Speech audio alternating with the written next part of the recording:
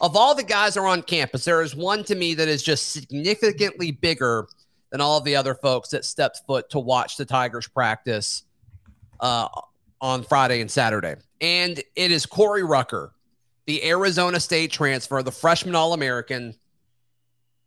And for a reason that they clearly talked about with Corey Rucker, which I think is important, the transparency, the clear, open form of communication. And he talked about it, and you can read about it in several different people have written about this interview, but the plug and play approach sounds like that's the verbiage that they use with Corey Rucker.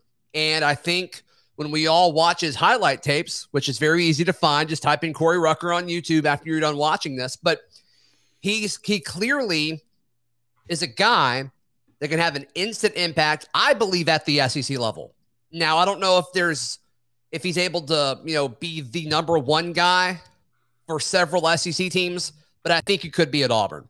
And I think if he does that, it opens up so much for the receiver room, because then I think Javaris Johnson could just be the slot guy. I think Shedrick Jackson could just be the physical guy, to the short side of the field. I think it just opens up so many different things. But Lindsay, I love that they're flat out telling him you are a plug and play type player in this offense, and you can make this offense better as soon as you commit.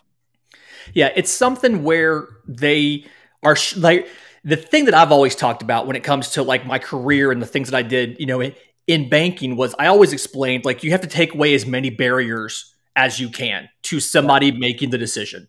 So you need to lay out how this is easy, simple, and fast, that they can do this thing you're proposing. And what is recruiting but sales?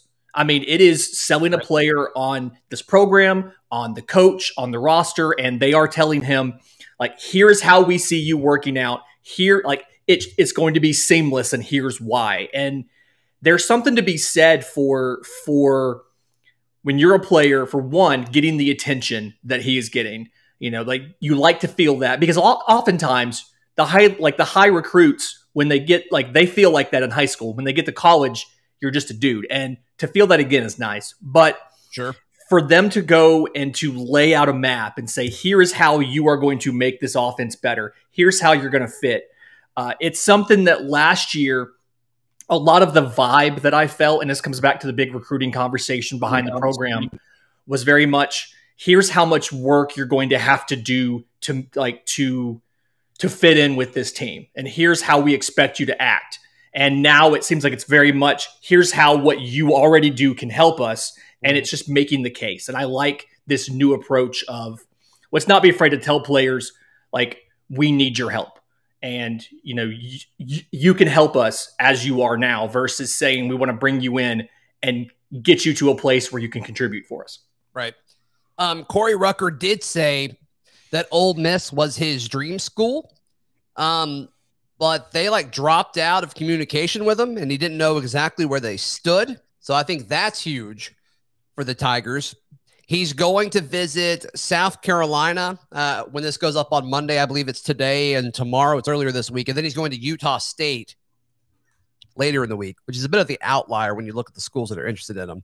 And then he said he could continue before he makes his decision. He could return to Auburn in the form of an official visit. So I think South Carolina is a tad concerning. I think South Carolina, if I was an offensive player right now, with what South Carolina is doing and what Coach Beamer has done there in a short amount of time, that would be an appealing landing spot. I'm not going to lie to you. There is a crystal ball out there for him at South Carolina, and I don't know exactly when it came out, if it came out before or after this visit. I'm assuming probably before this visit. I would think so.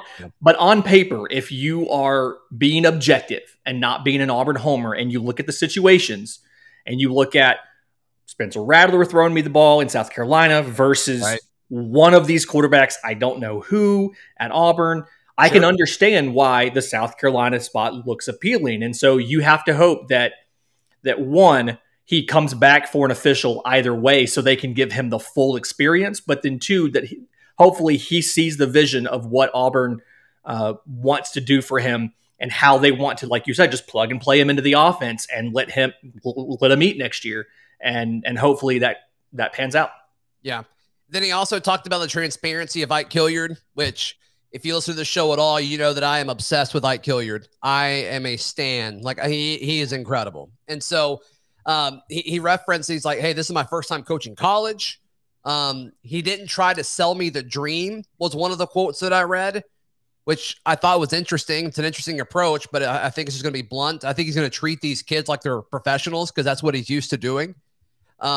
So I like that. This was kind of the first glimpse of Ike Hilliard in a recruiting role that we've been able to see, because that was really the only question mark about the hiring of Hilliard, right? Was he has the experience, he has the coaching knowledge. It's just he hasn't recruited before. But you got to think if he can pull all that together, he should be able to make the sales pitch. So that was his approach when recruiting Corey Rucker this weekend. I'm curious to see if that is a continued theme whenever Hilliard is talking to folks or not. I mean, and if you are a wide receiver who has visions of going pro one day, and most college football players do, even if it doesn't happen, most of them. You're a freshman All-American. That's on your mind. Yeah. Having being able to be coached by a guy who has been in the league for his entire career. Right. Obviously he's seen those players up close. He knows what is the hard work that is required. He knows the level of technical skill, the prowess, and he knows all the little tips and tricks that you learn on the job up there. That has to be appealing. And there is, I do admire, kind of like he said, that he was very transparent about hey, never coached in college before, have to learn this, but he also has the track record of I have done this at the highest possible level in the NFL. So you have to think, I don't know South Carolina's wide receivers coach, but I imagine it's probably not somebody with the NFL background of an Ike Hilliard. And so you have to hope that that is enough to land the commitment over South Carolina and over Utah State, because you never know in 2022.